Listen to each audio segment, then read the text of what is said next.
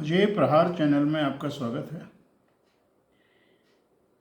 हम एक बार फिर फसल बीमा की चर्चा करने जा रहे हैं। मित्रों, अजय प्रहार चैनल ने कई बार सरकार को इस बात के लिए आगाह किया कि जो प्रधानमंत्री फसल बीमा योजना है वो किसानों को लाभदायक ना हो करके बीमा कंपनियों को लाभदायक है। ऐसी रीति और नीति बन करके चली है।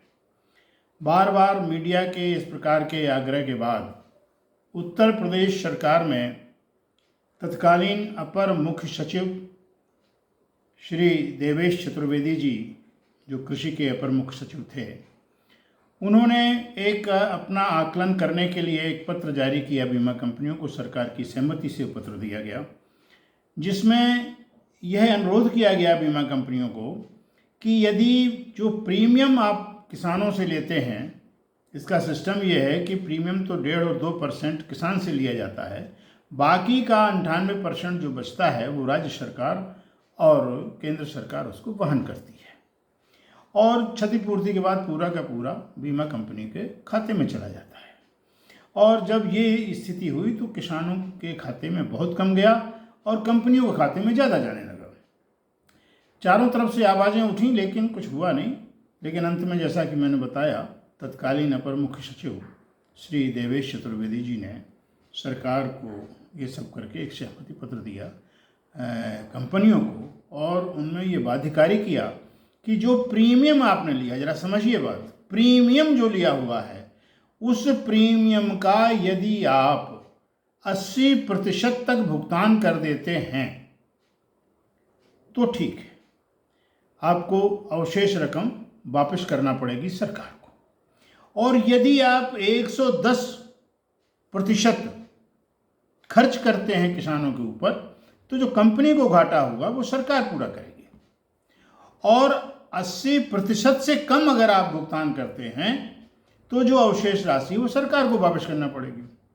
अब देखने की बात यह है कि प्रीमियम किसान का है। प्रीमियम किस बात के लिए? प्रीमियम इस बात के लिए नहीं है कि आप उसको प्रीमियम वापस कर दें। प्रीमियम तो इस बात के लिए है कि उसको क्षति का पूरी करें। ये भी आकलन जो है वो नियमतः सही नहीं है, लेकिन चूंकि बीमा कंपनियां कोई संतों का आश्रम नहीं है जो केवल दान पुण्य करके और यश कमाएं, उनको धन कमाना है, वो अपनी ऐसी चक्करघन्नी लगाएंगे कि उनके पास धन चला जाएगा। तो अब जब तत्कालीन इस पत्र के बाद जो आकलन आया, उस आकलन में सरकार या किसानों ने जो पैसा दिया वो 935 करोड़, और जो किसानों को बांटा गया वो करीब 435 करीब, ऐसे ही कुछ आंकड़ा है। और बाकी जो अवशेष राशि वो कंपनी खाते में चली गई। तो अब जो आकलन हुआ उसमें 300 करोड़ इन कंपनियों को वापस करना पड़ेगा सरकार को, और इसके बावजूद भी इनके पास 100 करोड़ या 197 करोड़ के आसपास कंपनी के पास बचता है। तो प्रश्न ये है कि अगर किसान को प्रीमियम में से कुछ दे दिया गया, कुछ किसानों को कुछ नहीं दिया गया, और वो 80% प्रीमियम ही किसानों को मिला, तो किसानों को मेरी दृष्टि से कोई लाभ होगा नहीं। तो इस प्रकार से यह बीमा कंपनियों का जो जंजाल है, बीमा कंपनियों का जो खेल है, वो अपने लाभ के लिए है, किसानों की क्षतिपूर्ति के लिए नहीं है। ये मैं बार बार कह रहा हूँ, बार बार चिल्ला रहा हूँ। और कुल मिलाकर के इसमें किसान ठगा जा रहा है। सरकार को कुछ मिल नहीं रहा, सरकार के खाते से ही पैसा जा रहा है, लेकिन किसान ठगा जा रहा है। फसल बीमा के माने ये है कि आपके पास आकलन के तरीके सही होना चाहिए, और आकलन के तरीके में सबसे बड़ी गड़बड़ी बीमा कंपनी में क्या है, मैं कई बार इंगित कर चुका हूं कि किसान क्रेडिट कार्ड किसान के पास है, वो ऋणी किसान है, और बैंक बिना पूछे किसी एक फसल का बीमा कर देता है, वो फसल उसने बोई हो या न बोई हो। मैनेजर्स या बैंक स्टाफ के पास, फील्ड स्टाफ के पास इतना समय नहीं है कि वो किसान से सत्यापित कर ले कि भाई कितने रकबे में कौन सी फसल बोई है आपने। वो कर देंगे उड़दा की बीमा, इसने बोई हुई तिली, वो कहीं कर देंगे तिली का, उसने बोई है मूंगफली। तो वो तो प्राइमा फेसी उसका क्लेम रिजेक्ट हो जाना है। अब दूसरी तरफ लेखपालों के पास जो मोबाइल आया, मैंने पिछली बार भी ये बताया, तो वो फसल की फ़ोटो खींच के बताएंगे कि इस रकबे में कितना क्या बोया हुआ है।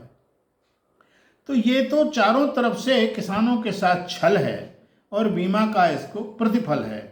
तो रीति और नीति इस प्रकार की बननी चाहिए कि भाई किसानों को फसल की जो क्षतिपूर्ति है वो तो मिले। आप 80% प्रीमियम अगर किसानों में वितरित करते हैं तो इससे किसानों का भला होने वाला नहीं है, क्योंकि प्रीमियम के माध्यम से 935 करोड़ का खर्च करीब आता है एक फसल में, ऐसा मोटा मोटा आकलन है। और उसमें 400 करोड़ अगर उन्होंने बांट दिए किसानों को तो क्या हुआ। कुल मिला के इस पूरी प्रधानमंत्री फसल बीमा की समीक्षा की जानी चाहिए, उसमें जहाँ छेद हों उन छेदों को बंद किया जाना चाहिए और इस प्रकार की व्यवस्था की जानी चाहिए जिससे किसानों को लाभ हो। बीमा कंपनी भी लाभ कमाए, हमें उनसे कोई गुरेज नहीं है, लेकिन किसानों को लाभ न मिले और बीमा कंपनी मुनाफा कमाए तो फसल का फायदा किसान ना उठा करके अगर बीमा कंपनी उठा रही है तो ये दुर्भाग्यपूर्ण स्थिति है और इसे रोका जाना चाहिए। धन्यवाद।